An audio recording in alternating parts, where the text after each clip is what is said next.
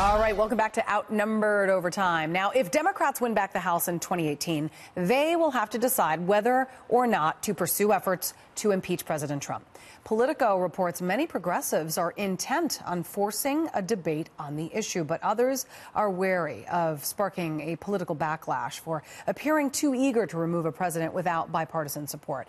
Earlier this month, in fact, 58 House Democrats voted to start debate on articles of impeachment, despite objections from party leadership. We are back with our power panel, Kayleigh, McEnany, and Michael Blake. All right, Kayleigh, let me ask you first.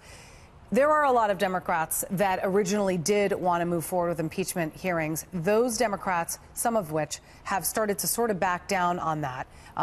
What do you believe the reason is for those Democrats that maybe necessarily don't want to go full force on this? Could it be because it could cost them an election in 2018? Absolutely. The American people have been clear they don't want to see this kind of political gamesmanship. Polling reflects that. But perhaps their tune has changed because the Russia investigation has turned up nothing. We've had 100,000 pages of documents reviewed, 250 hours of interviews, 11 months of investigation, and it was proven to be little more than a conspiracy theory.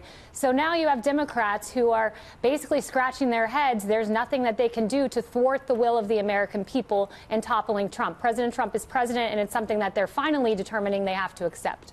Okay, Michael? You know, it's amazing what happens during the holidays. It's almost as if we have amnesia on the facts. So let's be clear. When we talk about the focus on the American people in the last 2 months elected Doug Jones as a senator-elect in Alabama. They elected Ralph Northam and Justin Fairfax and Mark Herring in Virginia.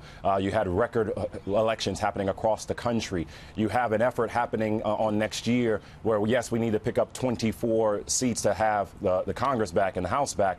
But let's focus on the #1 issue being health care, where in Virginia, for example, health care was the #1 issue, 39% of voters. So when we think about what's happening right now, people are focused and they want to know, what are you going to do to help us keep our health care, keep our jobs, keep opportunities? When it comes to Kayleigh's point around Russia, the notion of calling it a conspiracy is, again, ridiculous. You have had multiple convictions, multiple continual processes that are happening. Let's let the investigation continue to play out, right, and then move forward from there. Rod Rosenstein appointed Mueller for one reason, and that was to expose collusion within the Trump campaign. He's had 7 months to do so. He has not done so. He has brought charges. Not done so yet.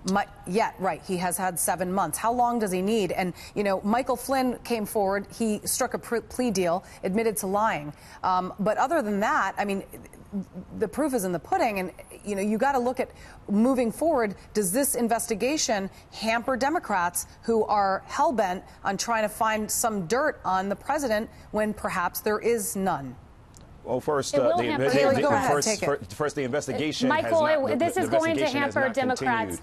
Michael, let me finish because you just had a moment to talk. No problem. There was a really revealing moment 6 months ago when a host pressed Dianne Feinstein and said, what evidence do you have of Trump-Russia collusion? Her answer was rumors in newspapers. Since Donald Trump took office in January, Democrats have been deceiving the American people based on rumors in newspapers, in their own words, about some flawed Russia collusion conspiracy theory. It wasn't there. All the while, Republicans put their heads down. We worked. We empowered the American people. We have a year of success. Right. That is our legacy, success. The Democratic legacy is one of deception. Absolutely. So we talk about heads down. Heads down, we're clearly meeting in the Trump Tower meeting. Heads down when Donald Trump has repeatedly lied. But we look forward to the elections on next year. And happy holidays, everyone. Happy holidays. Ended on a happy note.